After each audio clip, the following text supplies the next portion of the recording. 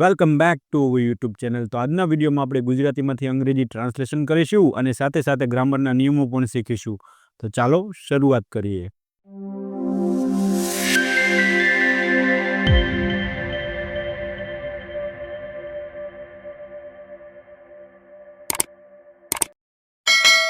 તો સૌથી પહેલા અહીંયા જો એક વાક્ય આપેલું છે, એકવાર એક ખેડૂત ખેતરમાં કામ કરી રહ્યો હતો. તો કામ કરી રહ્યો હતો એના ઉપરથી આપણને ખબર પડી છે કે આ વાક્ય એક કાળનું વાક્ય છે, અને કરી રહ્યો હતો એના ઉપરથી આપણને ખબર પડે છે કે આ એક ચાલુ ભૂતકાળનું વાક્ય છે. તો હવે આપણે વાક્યને બનાવીશું. તો સૌથી પહેલા આપણે શું લખીશું? એકવાર. તો એકવાર માટે આપણે શેનો ઉપયોગ કરીશું? વન્સ. એકવારનું અંગ્રેજી શું થાય? વન્સ, અથવા તો વન્સ અપોન અ ટાઈમ. એક ખેડૂત એટલે કે અ ફાર્મર. તો સૌથી પહેલા આપણે સબ્જેક્ટ મૂક્યો એક ખેડૂત, અને ત્યારબાદ આપણે પાછળથી લખવાની શરૂઆત કરશું હતો. તો અહીંયા હતો માટે આપણે શેનો ઉપયોગ કરીશું? વોઝનો, કારણ કે આ સિંગ્યુલર સબ્જેક્ટ છે એટલા માટે. અને ત્યારબાદ ખેતરમાં કામ કરી રહ્યો હતો, તો કામ કરવું એના માટે આપણે શેનો ઉપયોગ કરીશું? વર્ક.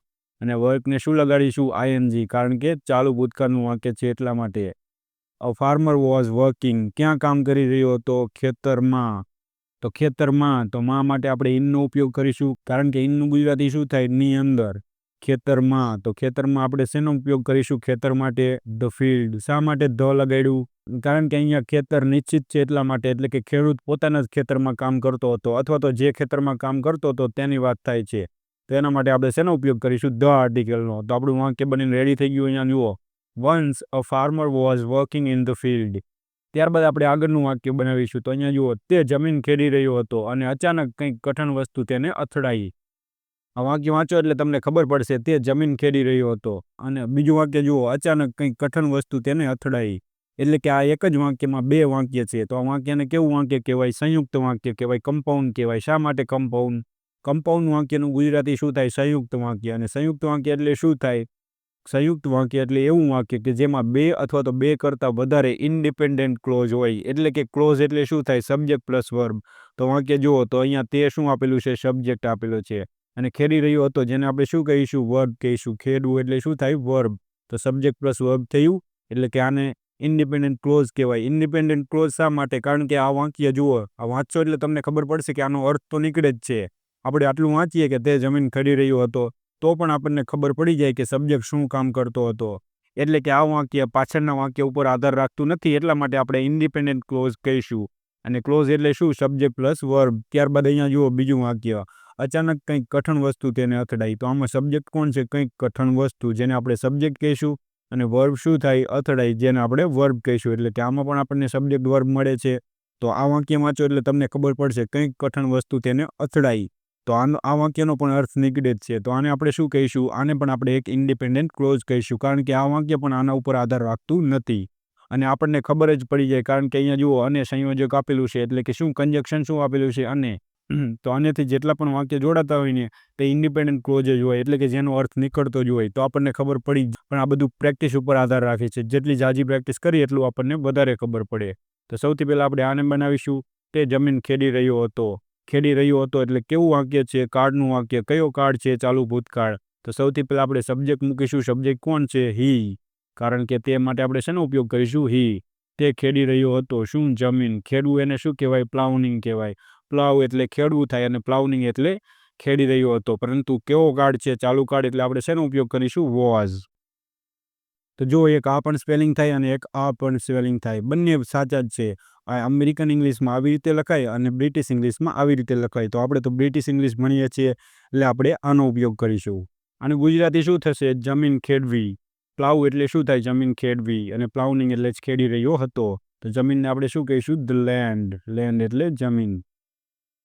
ત્યારબાદ અને, તો આપણે અને માટે શું મૂકીશું? એન્ડ મૂકીશું. અચાનક કંઈક કઠણ વસ્તુ તેને અથડાઈ. અચાનક, એના માટે આપણે શેનો ઉપયોગ કરીશું? સડનલી.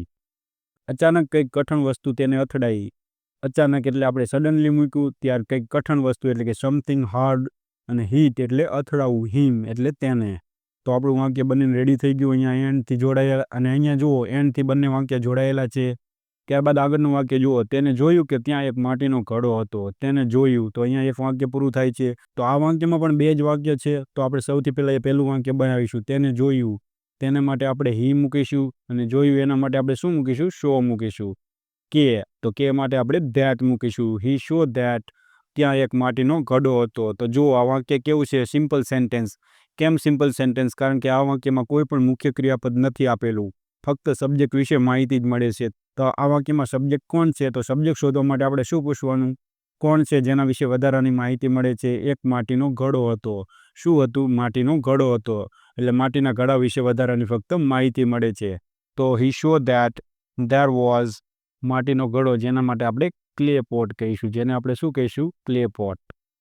તો આપણું વાક્ય બનીને રેડી થઈ ગયું. અહીંયા જુઓ, he showed that there was a clay pot. ત્યારબાદ આપણે આગળનું વાક્ય જોઈશું. ખેડૂતે ઘડો ખોલ્યો અને તેને અંદરથી ઘણા સોનાના સિક્કા મળ્યા. તો આ વાક્યમાં પણ બે જ વાક્ય છે, અનેથી વાક્ય જોડાયેલું છે. તો કેવું વાક્ય હશે? કમ્પાઉન્ડ વાક્ય જ હશે, કારણ કે બંને એકબીજા ઉપર આધાર રાખતી હશે નહીં. તો ત્યારબાદ અહીંયા આપણે શું મૂકીશું? તો સૌથી પહેલાં આપણે આ વાક્ય બનાવીએ. સૌથી પહેલાં આપણે શું મૂકીશું? The farmer. તો શા માટે લાગશે? કારણ કે નિશ્ચિત થઈ ગયું કે જે ફાર્મરની વાત થાય છે તે જ ફાર્મર, બીજું એકેય નહીં. ધ ફાર્મર ઓપન્ડ ઘડો. તો ઘડા માટે આપણે શું મૂકીશું? The pot. આને માટે આપણે એન મૂકીશું. તેને અંદરથી ઘણા સોનાના સિક્કા મળ્યા. તેને એટલે હી. પરંતુ આપણે આ હીને ન લખી તો પણ ચાલે. તો કેવી રીતે વાક્ય બને? તો કેવી રીતે વાક્ય બનશે? તો અહીંયા જો, the farmer open the pot and found. તો સીધું આપણે શેનો ઉપયોગ કરીશું? ક્રિયાપદનો. ફાઉન્ડ મળ્યા. તો આ કેવું વાક્ય છે? સાદા ભૂતકાળનું વાક્ય છે. એટલા માટે, કારણ કે જો અહીંયા છે આપેલું હોત તો પૂર્ણ વર્તમાન કાળ થઈ જાય. અહીંયા હતા આપેલું હોત તો પૂર્ણ ભૂતકાળ વાક્ય થઈ જાય. પણ આવું તો આપેલું નથી. તો આ વાક્યને કેવું વાક્ય કહેવાય? સાદું ભૂતકાળનું વાક્ય છે. ફાઉન્ડ એટલે કે મળ્યા. શું મળ્યું? ઘણા સોનાના સિક્કા. તો ઘણા માટે આપણે મેની શબ્દનો ઉપયોગ કરીશું. સોનાના એટલે કે ગોલ્ડ. અને સિક્કા માટે આપણે શેનો ઉપયોગ કરીશું? કોઇન્સ. તો અંદરથી અને ઇંગ્લિશમાં શું કહેવાય? ઇનસાઇડ એટલે કે અંદરથી. તો વાક્ય બનીને રેડી થઈ ગયું. વાંચો. The farmer open the pot and found many gold coins inside. ખેડૂતે ઘડો ખોલ્યો અને તેને અંદરથી ઘણા સોનાના સિક્કા મળ્યા. તો આ વાક્ય કેવી રીતે બનશે? આવી રીતે. તો અહીંયા જુઓ, આ વાક્ય છે અને બીજું આ વાક્ય છે. તો અહીંયા સબ્જેક્ટ કોણ છે આ વાક્યમાં? The farmer. તો આપણે ધ ફાર્મરને ન લખી અને એન પછી આપણે સીધો જ વર્બ મૂકી દઈએ તો પણ આપણું વાક્ય સાચું બને. અને એડવાન્સ ઇંગ્લિશમાં આવી જ રીતે જ વાક્ય બને છે. તો એક જ સબ્જેક્ટ હોય, પરંતુ સબ્જેક્ટ અહીંયા આપણે બીજી વખત ઉપયોગ કરવાની જરૂર રહેતી નથી. અને આવી રીતે પણ વાક્ય બની શકે. ત્યારબાદ તે ખૂબ ખુશ થયો. તો આ કેવું વાક્ય છે? Simple sentence. થયો. ભલે અહીંયા એવું લાગે કે થયો એટલે ક્રિયાપદ થાય છે, પરંતુ થયો માટે આપણે શેનો ઉપયોગ કરીશું? ક્રિયાપદ ટુ બીનો ઉપયોગ કરીશું. તો સૌથી પહેલાં આપણે સબ્જેક્ટ મૂકીશું હી. ત્યારબાદ થયો. તો થયોનું અંગ્રેજી શું થાય? બી ક્રિયાપદનો ઉપયોગ થશે, પરંતુ ટુ બી ક્રિયાપદનું ભૂતકાળનું રૂપ શું થાય? વોઝ થાય. તો આપણે વોઝ એટલે હતો, હતા, હતી એવું પણ થાય છે. અને થયો એના માટે પણ આપણે વોઝનો જ ઉપયોગ કરીશું. He was. ખૂબ માટે આપણે શેનો ઉપયોગ કરીશું? વેરી. અને ખુશ એટલે કે હેપી. તો આ વાક્ય જુઓ, હી વોઝ વેરી હેપી.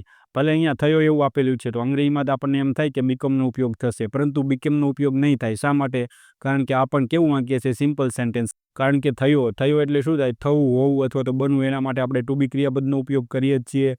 પરંતુ અહીંયા જુઓ, થયો કયો કાળ દર્શાવે છે? સાદા ભૂતકાળનો. તો સાદા ભૂતકાળમાં ટુ બીનું ક્રિયાપદ કયું થાય? વોઝ અથવા તો વર. તો એ સાથે શેનો ઉપયોગ કરીશું? આપણે વોઝનો ઉપયોગ કરીશું. તો વાક્ય કેવી રીતે બનશે? હી વોઝ વેરી હેપી અથવા હી બીકેમ હેપી. તો એવી રીતે ન વાક્ય બને, પરંતુ કેવી રીતે બનશે? He was very happy. તો થયુંનું અંગ્રેજી શું અહીંયા થયું? વોઝ થયું. તો આપણને આનું ગુજરાતી કરીએ તો શું થાય? હતો એવું થાય. તો આપણે ક્યારેક અંગ્રેજીનું આપણે ટ્રાન્સલેશન કરતા હોય તો આપણે શબ્દો પ્રમાણે અંગ્રેજી ન કરવાનું હોય, પરંતુ એનો અર્થ કેવી રીતનો નીકળતો એ પ્રમાણે આપણે એનું અંગ્રેજી કરવાનું. ત્યારબાદ આગળનું વાક્ય જુઓ, પરંતુ પછી તેને વિચાર આવ્યો આ સિક્કા કોના છે? તો પરંતુ માટે આપણે શેનો ઉપયોગ કરીશું? બટ.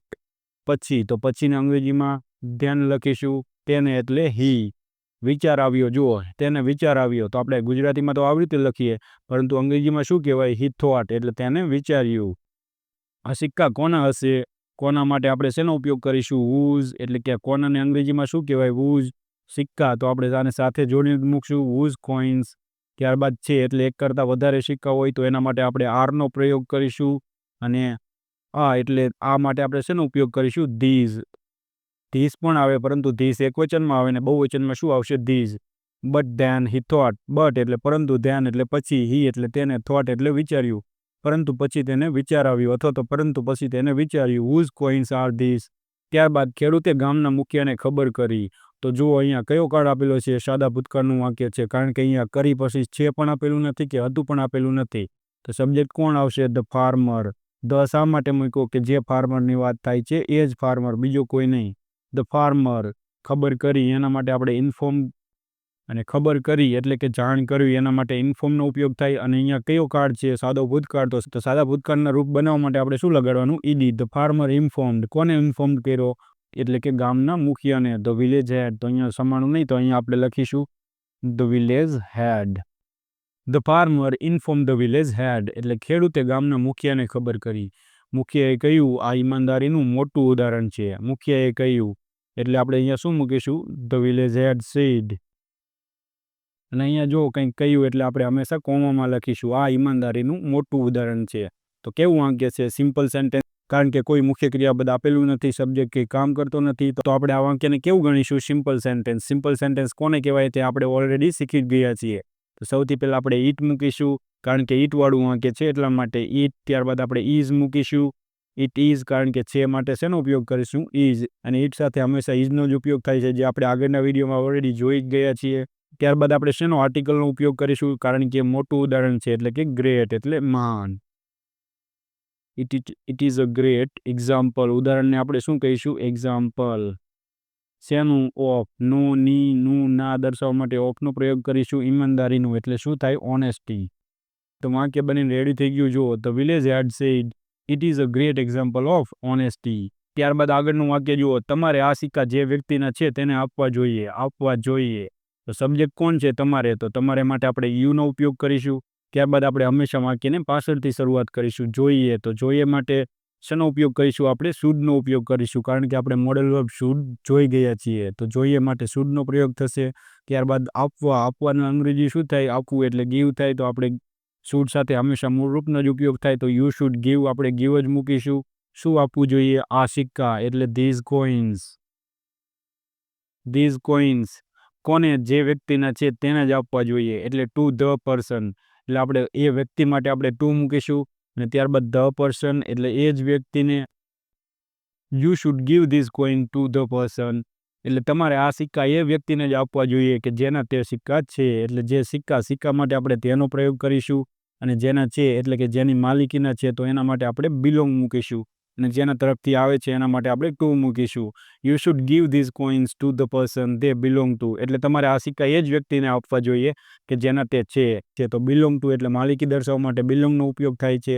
દે બિલોંગ ટુ એટલે સિક્કા જેના તરફથી આવે છે તે. વાક્ય આપણું અહીંયા રેડી થઈ ગયું. વાંચો તો. You should give these coins to the person they belong to એટલે કે આ સિક્કા જે વ્યક્તિ તરફથી આવે છે એ જ વ્યક્તિને તમારે આપવા જોઈએ. તે બિલોંગ ટુ. તો બિલોંગનો ઉપયોગ શા માટે થાય? દર્શાવવા માટે, માલિકી દર્શાવવા માટે થાય છે, જે તમને કદાચ ખબર જ હશે. ત્યારબાદ આગળનું વાક્ય જુઓ. થોડા દિવસ પછી. થોડા દિવસ એટલે કે અ ફ્યુ, કારણ કે દિવસને આપણે ગણી શકીએ છીએ તો ફ્યુ આવશે. અને દિવસો એટલે ફ્યુ સાથે હંમેશા બહુવચન જ આવશે. અ ફ્યુ ડેઝ લેટર. પછી માટે આપણે શેનો ઉપયોગ કરીશું? લેટર, કારણ કે અહીંયા ધ્યાન આવશે નહીં. તો વાક્ય જુઓ. સિક્કાનો માલિક મળ્યો. તો કોને મળ્યો હોય? તે ખેડૂતને જ મળ્યો. એટલે કે આ વાક્ય જે છે ને એ પેસિવ વોઇસનું છે, એક્ટિવ વાક્ય નથી. તો આપણે શું મૂકીશું? સિક્કાનો માલિક, the owner of coins. The owner મળ્યો એટલે કે કયો કાળ છે? સાદો ભૂતકાળ જ છે, કારણ કે યો પછી શું છે એવું કંઈ આપેલું નથી. હતા, હતી, હતું એવું પણ કંઈ આપેલું નથી. તો કેવો કાળ છે? સાદા ભૂતકાળનું વાક્ય છે એટલા માટે આપણે અહીંયા શું મૂકીશું? વોઝ, કારણ કે એક વચન છે એટલા માટે. અને મળ્યો તો એનું આપણે અંગ્રેજી શું કરીશું? ફાઇન્ડ. ફાઇન્ડનું ત્રીજું રૂપ શું થાય? ફાઉન્ડ. તો હંમેશા ત્રીજું રૂપ જ આવશે પેસિવ વોઇસમાં. A few days later the owner of coins was found. અને થોડા દિવસ પછી સિક્કાનો માલિક મળ્યો. ત્યારબાદ આપણે આગળ જોઈશું. તેને ખેડૂતનો ખૂબ આભાર માન્યો. તેને એટલે આપણે હી મૂકીશું. જે માલિક હતો તેને આભાર માનવો હતો એના માટે આપણે શેનો ઉપયોગ કરીશું? થેન્ક્ડ. અને કયો કાળ છે? સાદો ભૂતકાળ. તો આપણે ફક્ત ઈડી જ લગાડશું. કોનો? તો ખેડૂતનો. તો ખેડૂત એટલે આપણે ધ ફાર્મર મૂકીશું. શા માટે? એ જ ખેડૂત કે જેને સિક્કા મળ્યા હતા તે. બીજો એક ખેડૂત નહીં. તો એના માટે શું મૂકીશું? ધ, કારણ કે નિશ્ચિત બાબત થઈ ગઈ છે એટલા માટે. અને ખૂબ જ આભાર માન્યો એના માટે આપણે શું મૂકીશું? અ લોટ. હી થેન્ક્ડ ધ ફાર્મર અ લોટ એટલે તેને ખેડૂતનો ખૂબ જ આભાર માન્યો. તો અહીંયા આપણું ગુજરાતી ટુ અંગ્રેજી ટ્રાન્સલેશન પૂરું થઈ ગયું હશે.